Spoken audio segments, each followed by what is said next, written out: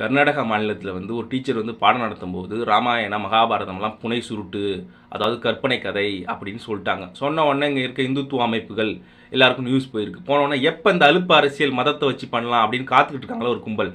அந்த கும்பல்லாம் களத்தில் இறங்கி போராட்டம் பண்ணியிருக்காங்க. பள்ளியை முற்றுகையிட்டு பள்ளி நிர்வாகம் சமாதானம் பண்ணி அவங்களை அனுப்பி வச்சிருக்கு.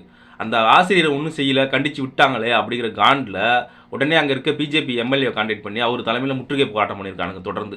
அதன் அடிப்படையில் அந்த பள்ளி நிர்வாகம் அவங்கள பணியிட நீக்கம் பண்ணியிருக்காங்க. அந்த ஆசிரியரின் உண்மையான எண்ணம் என்னவா இருக்கும்னா, ஒரு பாதிக்கப்பட்ட பெண் தன்னை உத்தமி நிரபராதி நிரூபிக்க தீயில இறங்க சொல்கிற ஒரு கதை உண்மைன்னு சொன்னால், நாளைக்கு அந்த மாணவன் அதை எப்படி எடுத்துப்பான்? தன்னோட இணையர் இப்படி ஒரு தவறு இல்லை இப்படி ஒரு பாதிக்கப்பட்ட இடத்துல போய் சிக்கிக்கிட்டா அந்த இடத்துல அந்த மாணவனும் அதே நிலையை எடுப்பானே அப்படிங்கிற ஒரு அடிப்படை காரணத்தினால தான் அந்த ஆசிரியர் இந்த கதையை சொல்கிறாங்க.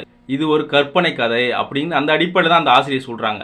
இதில் அவங்க சொல்கிறதுல ஒரு தார்மீக உரிமை, ஒரு அடிப்படை நியாயம் இருக்குது.